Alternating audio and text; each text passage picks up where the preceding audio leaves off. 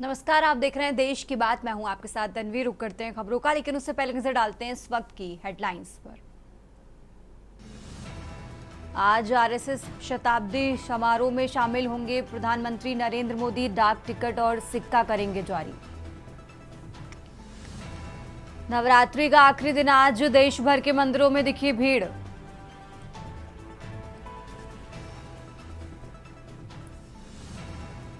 लद्दाख पर कांग्रेस के सवाल, खरगे ने गलवां का जिक्र कर सरकार को घेरा। राहुल बोले फायरिंग की न्यायिक जांच हो।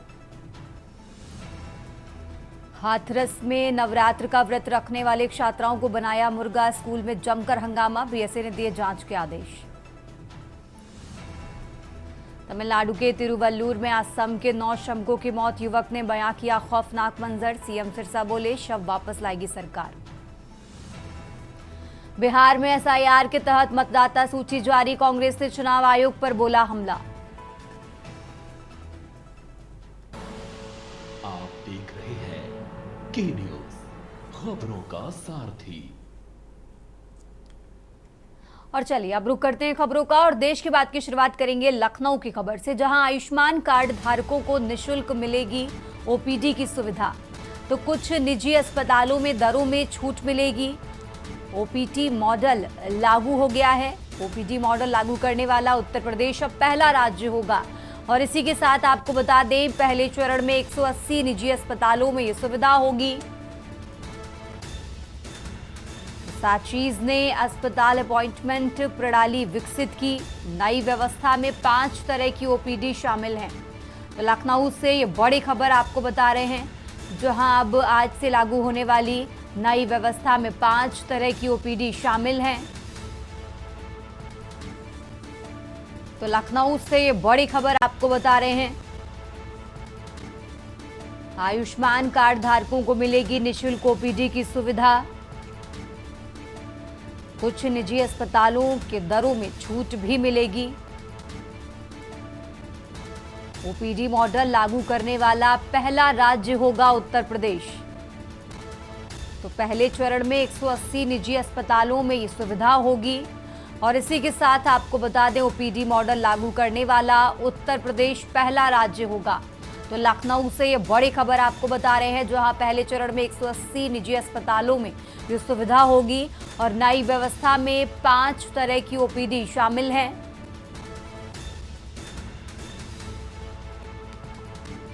तो लखनऊ से ये खबर आपको बता रहे हैं। आयुष्मान कार्ड धारकों को मिलेगी निशुल्क ओपीडी की सुविधा। कुछ निजी अस्पतालों में दरों में छूट मिलेगी। ओपीडी मॉडल लागू करने वाला उत्तर प्रदेश पहला राज्य होगा। तो लखनऊ से खबर आपको बता रहे हैं, जहां पहले चरण में 180 निजी अस्पतालों में ये सुविधा होगी। ओपीडी मॉडल लागू करने वाला उत्तर प्रदेश पहला राज्य होगा। नई व्यवस्था में 5 तरह की ओपीडी शामिल हैं।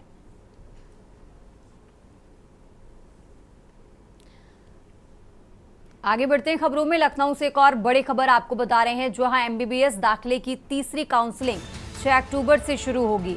तो सरकारी मेडिकल कॉलेजों को 121 सीटें, प्राइवेट कॉलेजों की 132 सीटें शामिल हैं। एनएमसी ने अमेठी मेडिकल कॉलेज को 50 सीटों की मंजूरी दी है। तो इन सीटों को भी काउंसलिंग प्रक्रिया में जोड़ा गया। और इसी के साथ आपको बता दें, 9 अक्टूबर तक ऑनलाइन पंजीकरण, 10 को मेरिट लिस्ट जारी होगी। तो 16 से 24 अक्टूबर तक प्रवेश प्रक्रिया पूरी होगी। लखनऊ से ये बड़ी खबर आपको बता रहे हैं, जहां 16 अक्टूबर से 24 अक्टूबर तक प्रवेश प्रक्रिया पूरी हो जाएगी। 10 को मेरिट लिस्ट जारी होगी और ये प्रक्रिया 24 अक्टूबर तक पूरी हो जाएगी। तो लखनऊ से खबर आपको बता रहे हैं, एमबीबीएस दाखिले की तीसरी काउंसलिंग 6 अक्टूबर से शुरू होगी। सरकारी मेडिकल कॉलेजों को 121 सीटें, प्राइवेट कॉलेजों की 132 सीटें शामिल होंगी। तो एनएमसी ने अमेठी मेडिकल कॉलेज को 50 सीटों की मंजूरी दे दी है। आपको बता दें, 16 से 24 अक्टूबर तक प्रवेश प्रक्रिया पूरी होगी।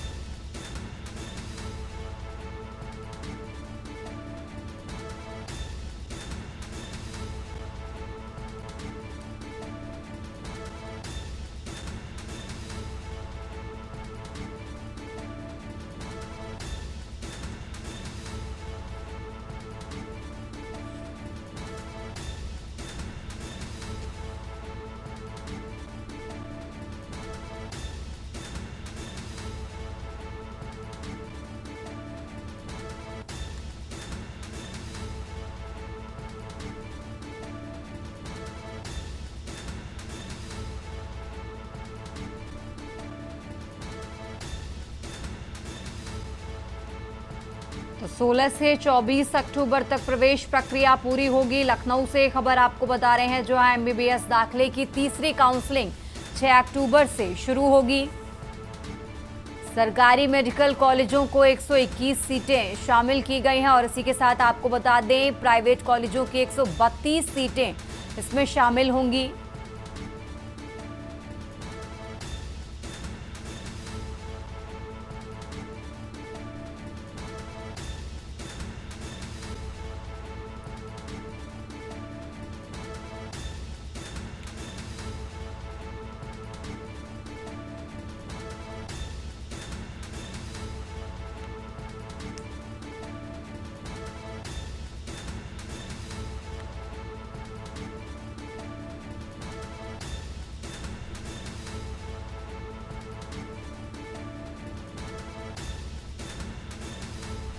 और इसी खबर पर ज्यादा जानकारी के लिए हमारे साथ मनीष तिवारी जुड़ चुके हैं। मनीष, इस तरीके से जानकारी मिल रही है कि प्राइवेट कॉलेजों के 132 सीटें शामिल होंगी और 24 अक्टूबर तक जो प्रवेश प्रक्रिया है वो पूरी समाप्त हो जाएगी। पूरा अपडेट क्या है इसको लेकर आपके पास, जरा दर्शकों को बताइए मनीष जी। जी, प्रदेश में एमबीबीएस दाखिले की तीसरी काउंसलिंग जो है 6 अक्टूबर से उसकी शुरुआत होगी और सरकारी मेडिकल कॉलेज की 121 और प्राइवेट कॉलेज की 132 सीटें जो है इसमें शामिल होंगी। और जिस प्रकार से अगर देखा जाए एनएमसी ने अमेठी मेडिकल कॉलेज की 50 सीटों की भी मंजूरी साथ में दे दी है। तो कहा जा सकता है जिस प्रकार से जो है एमबीबीएस और एनएमसी हॉस्पिटल की जो काउंसलिंग है उसकी शुरुआत की जाएगी 6 अक्टूबर से और 9 अक्टूबर तक ऑनलाइन पंजीकरण कर सकते हैं। 10 को मेरिट लिस्ट जो है जारी की जाएगी। तो कहा जा सकता है जिस प्रकार से जो है हर एक पहलू को नजर में रखते हुए जो है छात्र जो है ऑनलाइन पंजीकरण कर सकते हैं। 15 अक्टूबर को सीट आवंटन, 16 से 24 अक्टूबर तक प्रवेश प्रक्रिया पूरी होगी। तो कह सकते हैं पूरा जो है प्लान जो है दे दिया गया है और प्लान के अंतर्गत जो है सभी तैयारियां कर ली गई है। छात्र भी जो है पंजीकरण की तारीख दी गई है और साथ ही साथ जितनी भी सीटें हैं वो उनकी जो है पूरी तरीके से 24 अक्टूबर तक जो है उनके प्रवेश प्रक्रिया को पूरा कर लिया जाएगा। जी ठीक है मनीष जी, बहुत बहुत शुक्रिया आपका तमाम जानकारी दर्शकों तक पहुंचाने के लिए।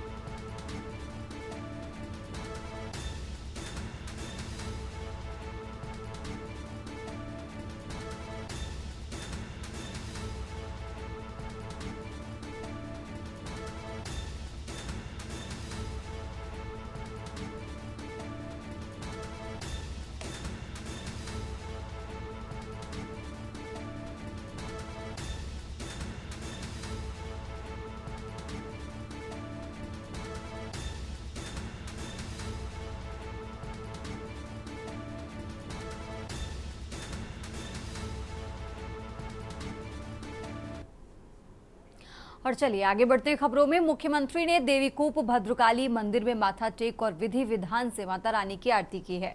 इस दौरान उन्होंने विशेष रूप से प्रदेश और प्रदेशवासियों की सुख समृद्धि तथा खुशहाली की माता रानी से कामना की। शक्तिपीठ मां भद्रकाली मंदिर हरियाणा के 52 शक्तिपीठों में से एकमात्र शक्तिपीठ है और लाखों श्रद्धालुओं की आस्था का केंद्र है। मुख्यमंत्री का ये दौरा धार्मिक परंपरा के प्रति और उनके सम्मान और प्रदेशवासियों के कल्याण की भावना को दर्शाता है।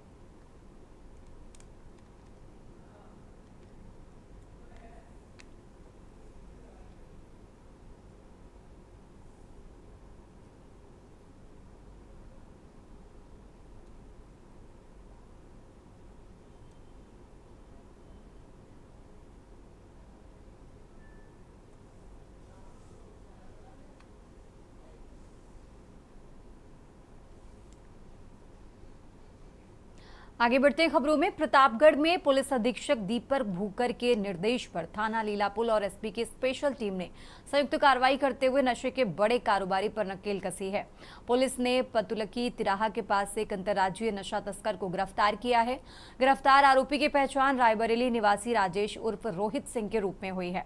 पुलिस ने गिरफ्तार आरोपी के कब्जे से 116 ग्राम स्मैक और 25 ग्राम एमडी नामक खतरनाक ड्रग बरामद की है। पुलिस के अनुसार बरामद किए गए मादक पदार्थों की अंतर्राष्ट्रीय बाजार में अनुमानित जो कीमत है वो करीब 33 लाख रुपए आंकी जा रही है। इसके अलावा पुलिस ने आरोपी के पास से एक मोटरसाइकिल और 4 कीपैड मोबाइल फोन भी बरामद किए हैं, जिनका उपयोग नशे के कारोबार में किया जा रहा था। पुलिस की इस कार्रवाई के दौरान आरोपी राजेश उर्फ रोहित सिंह का एक साथी अनिल सिंह मौके से फरार होने में कामयाब रहा। पुलिस ने फरार आरोपी को पकड़ने के लिए टीमें गठित कर दी हैं।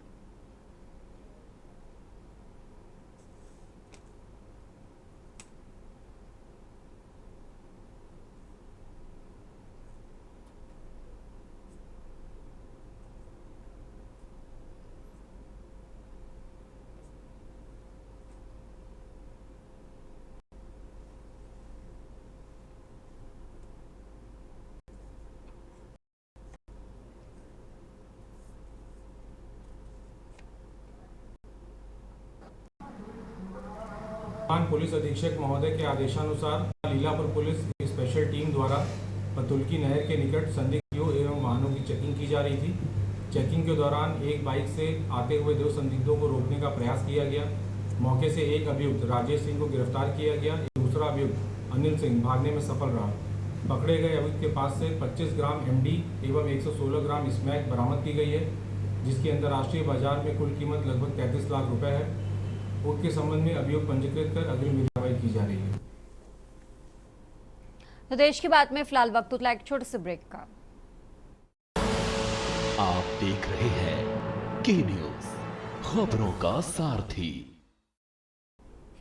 ब्रेक से वापस आ चुके हैं। रुक करते हैं खबरों का। आप बात कर रहे हैं बरेली की। बरेली शहर में हाल ही में हुए उपद्रव के बाद बरेली प्रशासन ने अपनी सख्ती जारी रखी है। प्रशासन ने प्रमुख रूप से उपद्रव के मास्टरमाइंड बताए जा रहे मौलाना तौकीर रजा के करीबियों और सहयोगियों के अवैध निर्माणों को निशाना बनाना शुरू कर दिया है।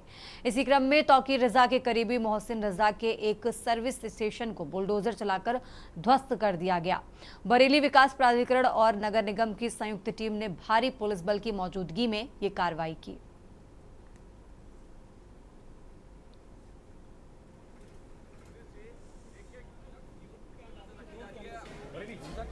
होने के बाद लगातार जो है प्रशासन की तरफ से बुलडोजर कार्रवाई शुरू हो चुकी है और तौकीर मियां के रिश्तेदार जो है वो करीबी रिश्तेदार हैं, उनके घर पर जो है एक बुलडोजर की कार्रवाई वो शुरू हो गई है। मैं आपको दिखाना चाहूँगा कि किस तरह से यहाँ पर बुलडोजर जो है अपनी कार्रवाई जो है वो लगातार कर रहा है यहाँ पर, और लगातार जो है वो रिहायशी जो इनका है वो उसको जो है वो ध्वस्त कर रहा है। और यहाँ पर जो है इस समय मौजूद है काफ़ी पुलिस संख्या में, काफ़ी पुलिस बल यहाँ पर मौजूद है, मीडिया की टीम भी मौजूद है यहाँ पर, और लगातार यहाँ पर जो नगर टीम है वो भी कुछ चिन्हांकित करने के बाद जो है यहाँ पर एक अनऑथराइज्ड जो था वो ई रिक्शा स्टैंड था, और उस ई रिक्शा स्टैंड को जो है इन्होंने यहाँ पे सारे ई रिक्शा हटाने के बाद जो है इसको दीवारों को ध्वस्त कर दिया है यहाँ पर।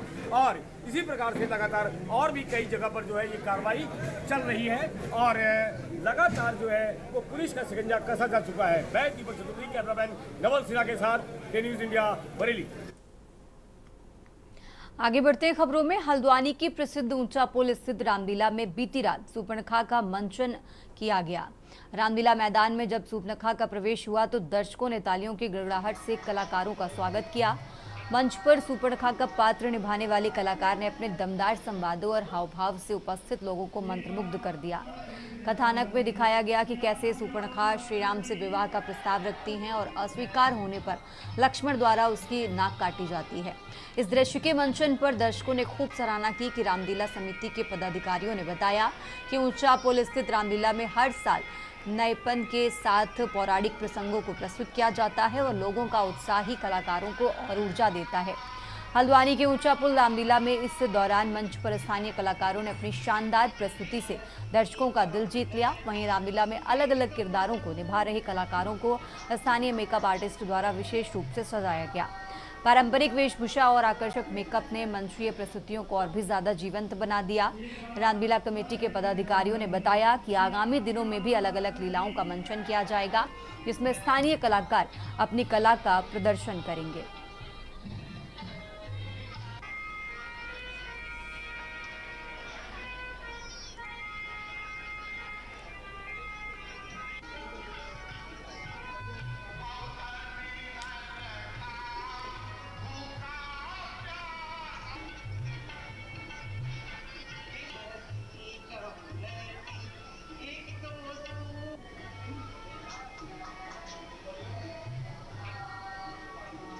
रामलीला को सन 76 से हम इसको कर रहे हैं।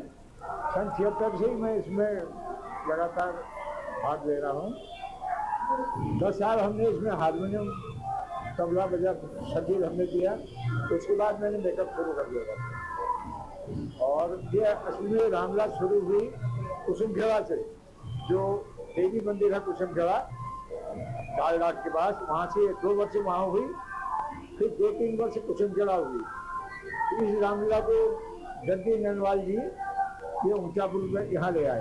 मैं विगत 10-12 सालों से कलाकारों को तैयार कर जा रहा हूँ और इसमें जो है कलाकारों को तैयार करना तो बड़ा कठिन विषय है वैसे, लेकिन अभी धीरे धीरे करते करते ये ग्रामीण श्री रामलीला कमेटी ऊंचा पुल में तो काफ़ी अच्छे तरीके से कर रहे हैं, जिसमें सभी कलाकार चाहे वो राम पक्ष के हों या फिर रावण पक्ष के हों, सभी कलाकारों को, तो महिला कलाकार है या पुरुष कलाकार है, उनको हम बखूबी बहुत ही अच्छे तरीके से करते हैं और अपनी तरफ से पूरा प्रयास करते हैं कि अच्छे से अच्छा एक पात्र के अनुरूप उनको सज्जा किया जाए। हमारे ग्रामीण श्री रामलीला कमेटी है, इसकी स्थापना सन 1976 में हुई थी और मैं लगभग बचपन से करीब कहना चाहिए 10 वर्ष की उम्र से इस रामलीला में आना शुरू किया था मैंने।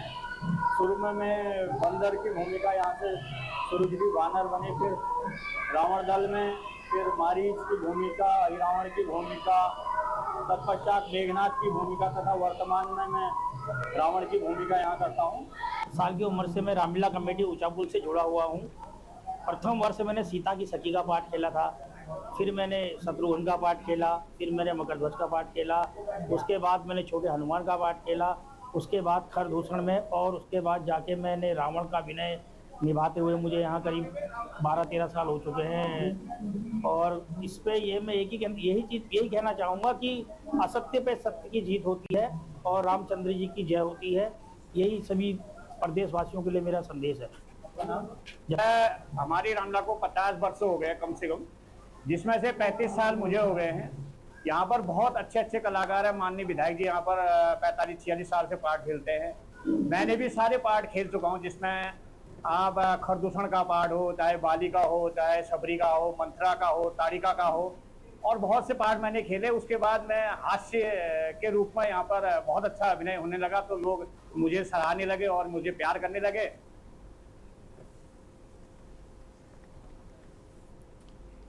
और अब खबर लखनऊ से है, जहां आम आदमी पार्टी के सांसद संजय सिंह 31 अक्टूबर सरदार वल्लभ भाई पटेल की जयंती पर सामाजिक न्याय यात्रा निकालेंगे।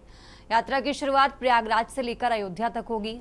संजय सिंह ने प्रेस कॉन्फ्रेंस करते हुए कहा कि हम उत्तर प्रदेश के नौजवान जो बेरोजगारी की मार झेल रहे हैं, उनसे अपील करेंगे मेरी यात्रा में शामिल हो। हम उन लघु उद्योग और छोटे व्यापारियों जिनका केंद्र सरकार की नीतियों की वजह से व्यापार ठप हो गया है, वो हमारी यात्रा में शामिल हो। उत्तर प्रदेश के जो किसान जो कर्ज की वजह से परेशान हैं, फसलों में नुकसान हो रहा है, उन किसानों को भी हम कहेंगे वो हमारी यात्रा में शामिल हो। बरेली मामले को लेकर संजय सिंह ने कहा, बीजेपी जब दूसरे मुद्दों में फंसती नजर आती है तो वो इस प्रकार के मुद्दों को उठाती है जिससे कि वो उन मुद्दों से बच जाए। बिहार की वोटर लिस्ट जारी हो गई है, अब हम उसमें देखेंगे उसमें क्या खामियां हैं।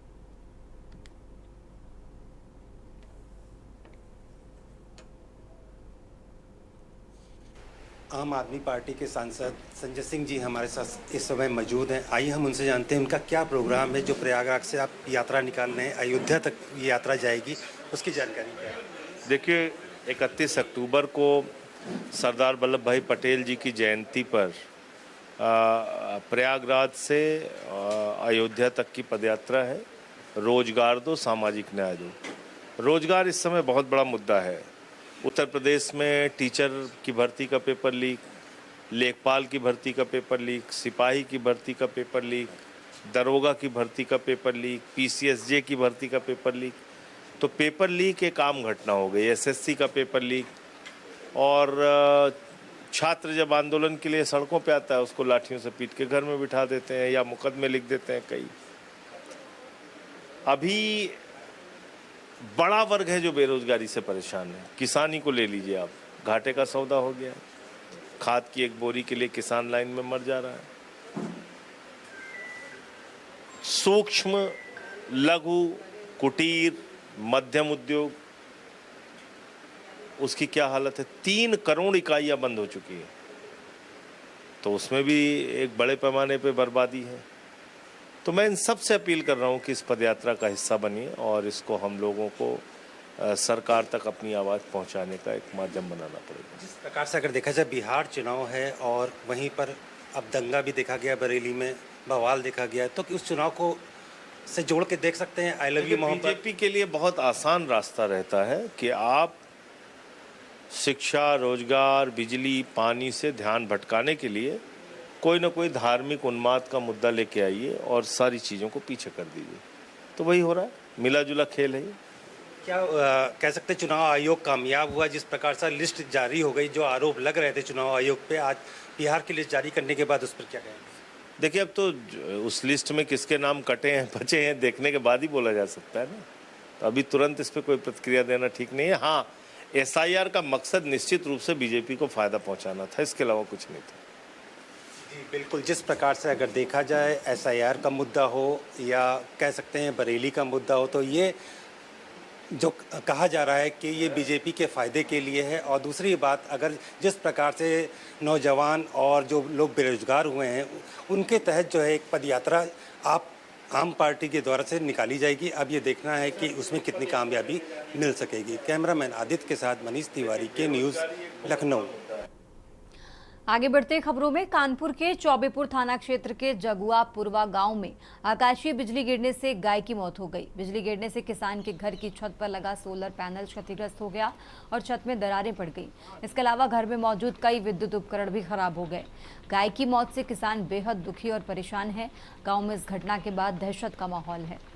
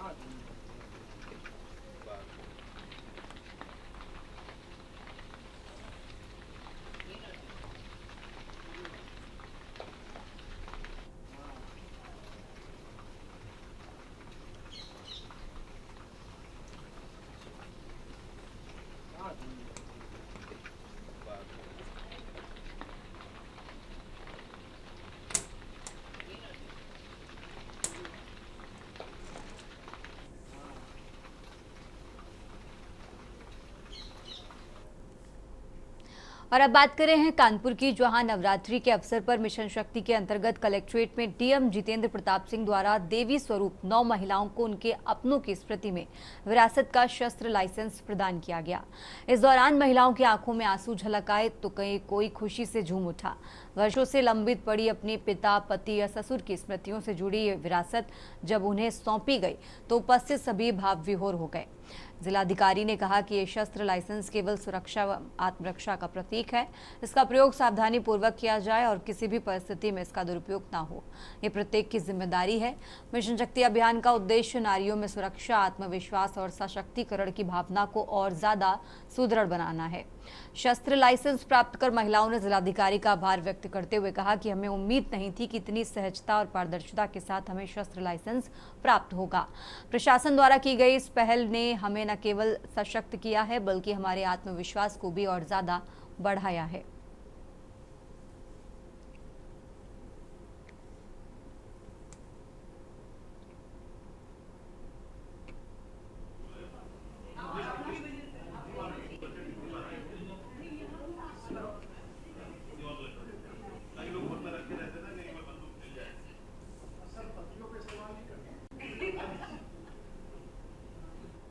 इसमें शासन की नीति है कि जो विरासत के लाइसेंस के प्रकरण हैं उनका निस्तारण किया जाए।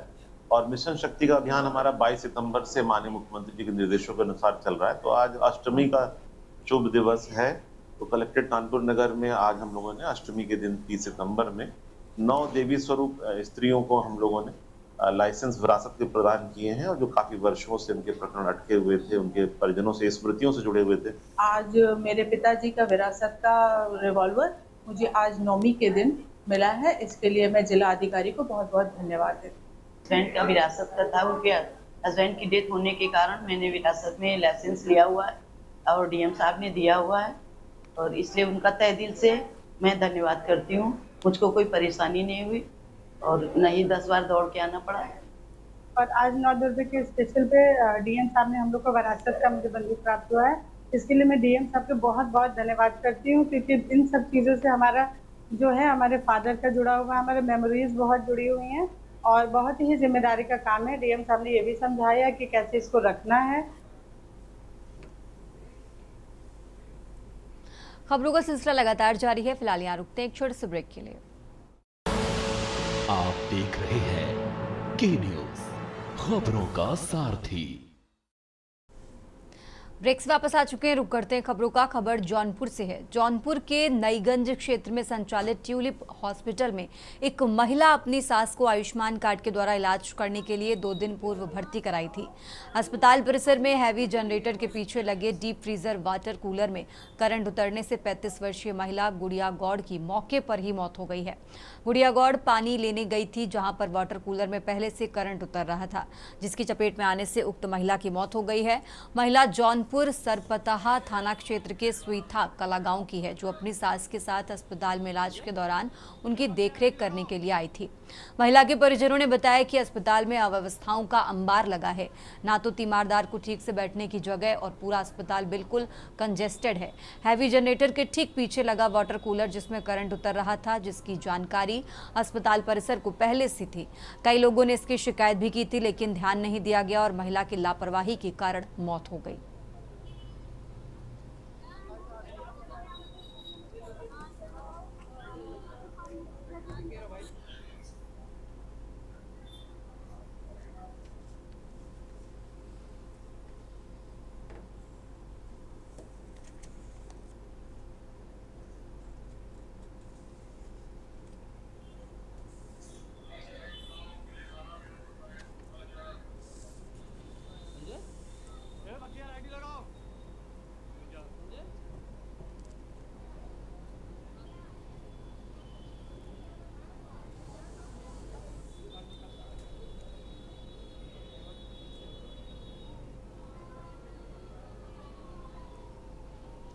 इलाज कराने के लिए आते, वो कहीं बाहर इलाज कराने के लिए आते, वो कहीं भाभी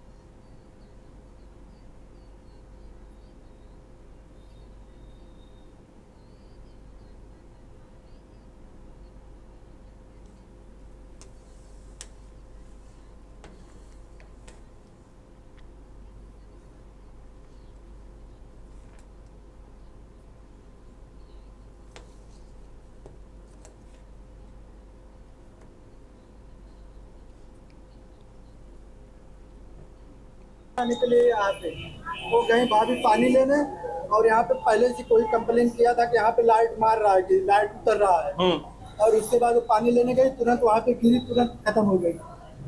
हॉस्पिटल में करंट मार दिया? यहाँ पानी लेने यहीं पे तो हॉस्पिटल में। मामला तो ये था, हमारे साथ एडमिट थे, आज रात को जवाब दिए थे कि बोले यहाँ से लेकर जाओ, तो हम लोग छुट्टी करा रहे थे, तो ये लोग आयुष्मान कार्ड हमारा नहीं दिए थे, हम सब वही लोग लग रहे थे। फिर उसके बाद हमारी जेठान थी आने आई थी पानी, तो वहीं पर करंट मार दिया। आप लोग के माध्यम से मुझे पता चला है कि ट्यूलिप हॉस्पिटल में एक महिला आई थी अपनी सास को दिखाने के लिए, और अचानक उनकी मौत हो गई है। ये तो जांच के विषय है, अभी हम टीम गठित कर दिए, तो 3 मेंबर्स चले जाएंगे टीम में, जाके पता करेंगे कि उसका क्या कारण था मौत। आगे बढ़ते खबरों में, उत्तर प्रदेश के जनपद बुलंदशहर अदालत बाहर सनसनीखेज वारदात हुई है। नगर कोतवाली के हिस्ट्री शीटर नईफ की चाकुओं से बेरहमी से हत्या की गई। मिली जानकारी के मुताबिक नईफ जिला अदालत के बाहर फोटो खिंचवा रहा था, तभी अचानक बाइक सवार बदमाश वहां पहुंचे और उस पर ताबड़तोड़ चाकुओं से हमला बोल दिया।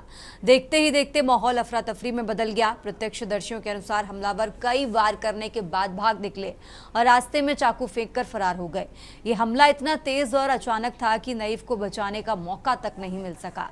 वारदात फोटो स्टेट की दुकान के भीतर हुई, जिससे पूरे इलाके में सनसनी फैल गई है। लोग दहशत के साए में हैं और अदालत परिसर की सुरक्षा व्यवस्था पर सवाल उठने लगे हैं। इधर मृतक नईफ थाना नगर कोतवाली का हिस्ट्री शीटर बताया जा रहा है, जिसके खिलाफ कई आपराधिक मुकदमे दर्ज थे। पुलिस सब हमलावरों की तलाश में जुटी हुई है।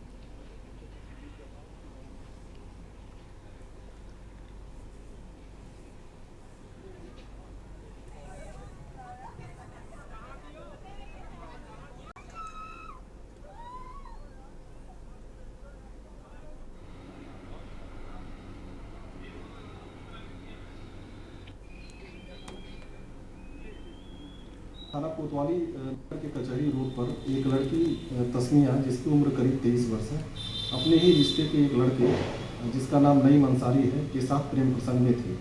लड़की के घर वाले इस प्रेम प्रसंग से खुश नहीं थे और जैसे ही उन्हें पता चला कि लड़की अपने प्रेमी के साथ कचहरी रोड पर आई है, लड़की के भाइयों ने वहां पहुंचकर नईम अंसारी की हत्या कर दी। सर, ये करीब आधा घंटा लगभग 4 जने थे, 3 आदमी थे, एक लड़की थी। उन्होंने फोटो खींच दी, अपने फोटो खींच दिया।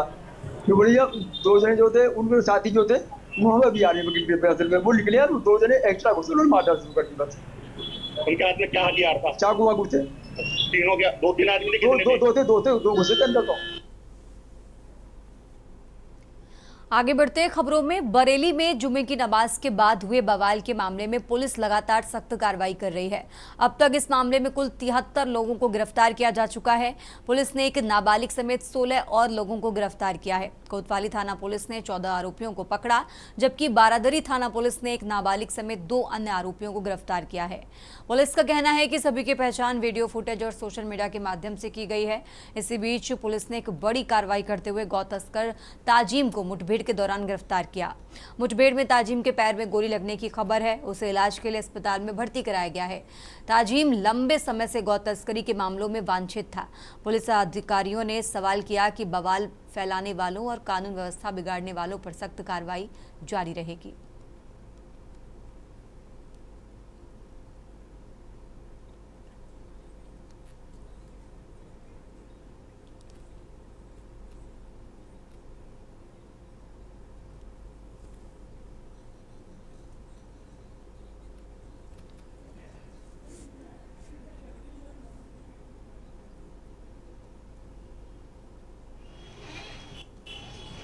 छब्बीस सितंबर को जुमे की नमाज के बाद में जो घटनाक्रम हुआ, उसमें टोटल 10 FIRs पंजीकृत की गई थी।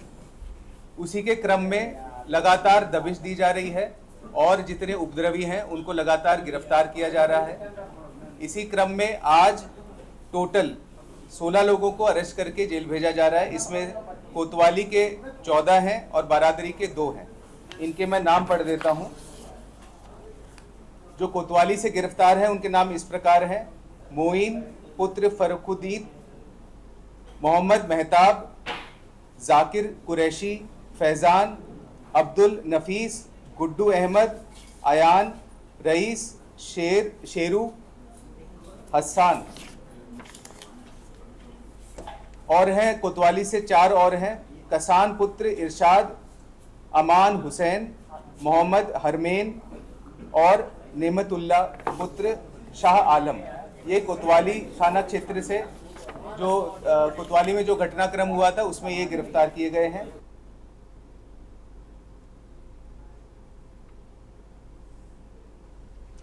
आगे बढ़ते खबरों में, कानपुर के सीसामऊ से पूर्व विधायक और सपा नेता इरफान सोलंकी को गैंगस्टर मामले में इलाहाबाद हाईकोर्ट से जमानत मिलने के बाद शाम करीब 6 बजे महाराजगंज जेल से रिहा कर दिया गया है।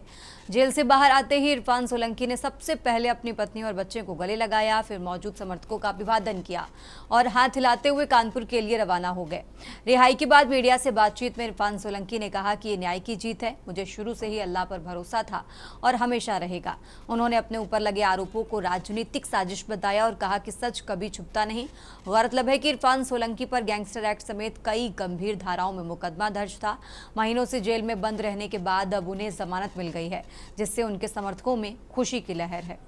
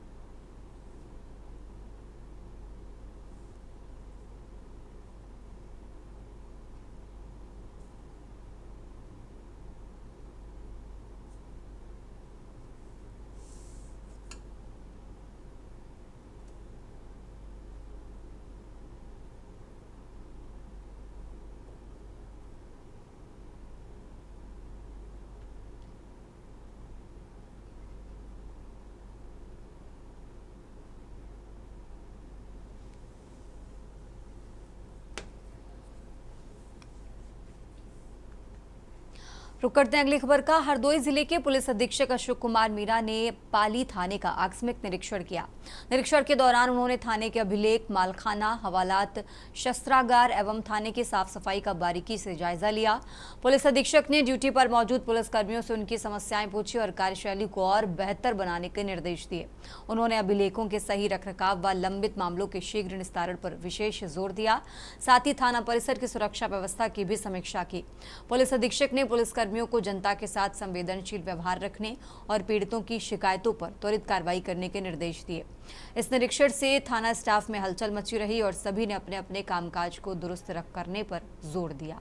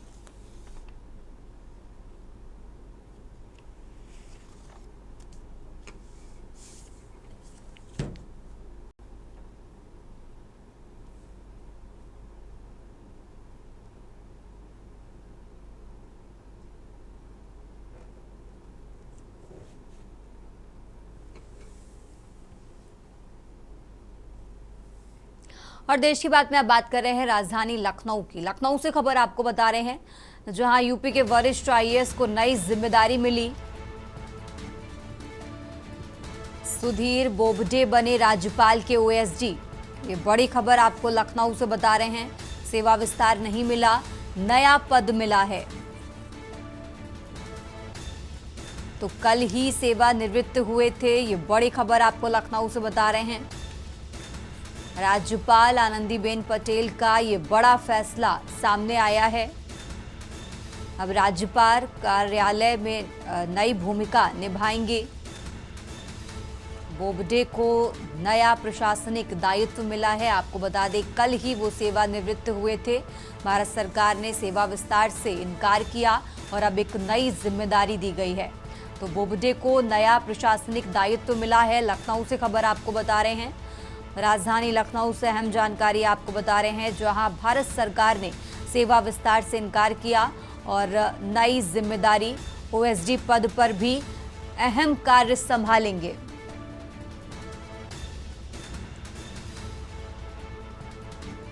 और इसी खबर पर बातचीत के लिए हमारे साथ सलाहकार संपादक के बख्श जी जुड़ चुके हैं। के बख्श, इस तरीके से जानकारी मिल रही है कि सुधीर बोबडे राज्यपाल के ओएसडी बने हैं। कल ही सेवानिवृत्त हुए थे और आज देखिए एक बड़ी जिम्मेदारी उनको सौंपी गई है।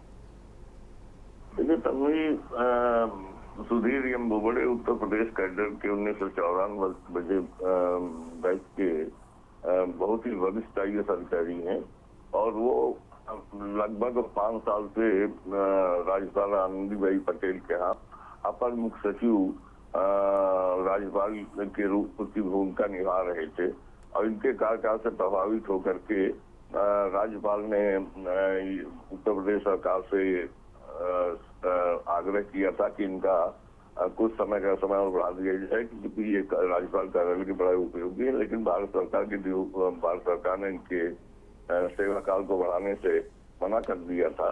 अंततः राज्यपाल आनंदीबेन पटेल ने कल सेवानिवृत्त और आनंदीबेन पटेल ने इन्हें अपना ओएसडी यानी ऑफिसर ऑन स्पेशल ड्यूटी बना लिया है और राज्यपाल इनको छोड़ना नहीं चाहती, क्योंकि राज्यपाल कार्यालय में उनकी अहम भूमिका थी, इनके कार्य का काफी पसंद थी, तो उन्हें ओएसडी बना दिया है। राज्यपाल का निर्णय श्री बोबडे के लिए बहुत ही महत्वपूर्ण है और उन्हें अब वो नई भूमिका में नजर आएंगे। अब वो राज्यपाल को ओएसडी के रूप से श्री बोबडे जाने जाएंगे। तन्वी, ठीक है के बख्श जी, बहुत बहुत शुक्रिया आपका तमाम जानकारी दर्शकों तक पहुंचाने के लिए। और ये लखनऊ से बड़ी खबर आपको बता रहे हैं। राज्यपाल आनंदीबेन पटेल का बड़ा फैसला, अब राज्यपाल कार्यालय में अहम भूमिका निभाएंगे। तो बोबडे को नया प्रशासनिक दायित्व मिला है। कल ही सेवानिवृत्त हुए और आज एक बड़ी जिम्मेदारी दी गई है। भारत सरकार ने सेवा विस्तार से इनकार किया।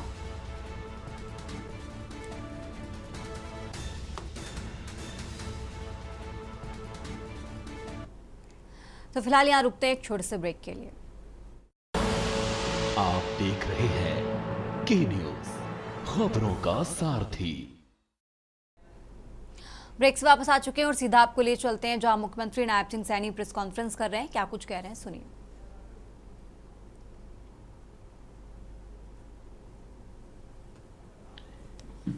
Thank you.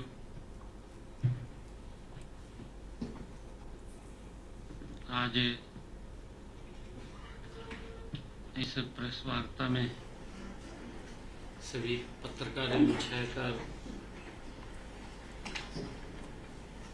सोशल मीडिया व इलेक्ट्रॉनिक मीडिया के हमारे मित्रों का मैं धन्यवाद करता हूं। सर्दियां नवरात्रे चल रहे हैं। आज माता नवमी और कल विजयदशमी का पर्व है। आप सबको, हरियाणा प्रदेशवासियों को मैं सर्दीय नवरात्रों और विजयदशमी महापर्व की बहुत बहुत बधाई देता हूं, शुभकामनाएं देता हूं। आज मैं ऐसे विषय पर चर्चा करने के लिए आपके बीच में आया हूं, जो किसानों, ग्रामीणों और महिलाओं से सीधे जुड़े हैं। मेरे साथ आज हमारे डेवलपमेंट एवं पंचायत मंत्री कृष्णलाल कुमार जी, हमारे corporation minister doctor Arvind Sharma ji, हमारे सभी अधिकारीगण आज उपस्थित हैं। मित्रों, आप जानते हैं पिछले दिनों हरियाणा में भारी बारिश के कारण कई जिलों में बाढ़ की स्थिति पैदा हुई है। बाढ़ से, भारी वर्षा से फसलों को नुकसान हुआ है, कुछ जान माल का नुकसान भी हुआ है। हम इस अत्यधिक वर्षा और बाढ़ से प्रभावित किसानों व अन्य लोगों के साथ हरियाणा सरकार मजबूती से खड़ी है। आज मैंने ई क्षतिपूर्ति पोर्टल के माध्यम से जो भारी वर्षा के कारण घरों, घरेलू सामान और पशुओं की हानि हुई है, उसके लिए 2386 जो लोग इफेक्ट हुए हैं उनको मुआवजा के तौर पर 4,72,06,000 रुपए की राशि आज उनके खातों में पहुंचाई गई है। इनमें से 2,371 मकानों के नुकसान के लिए 4,67,75,000 रुपए,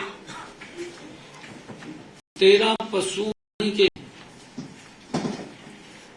4,21,000 रुपए, 2 घरों में सामान खराब होने पर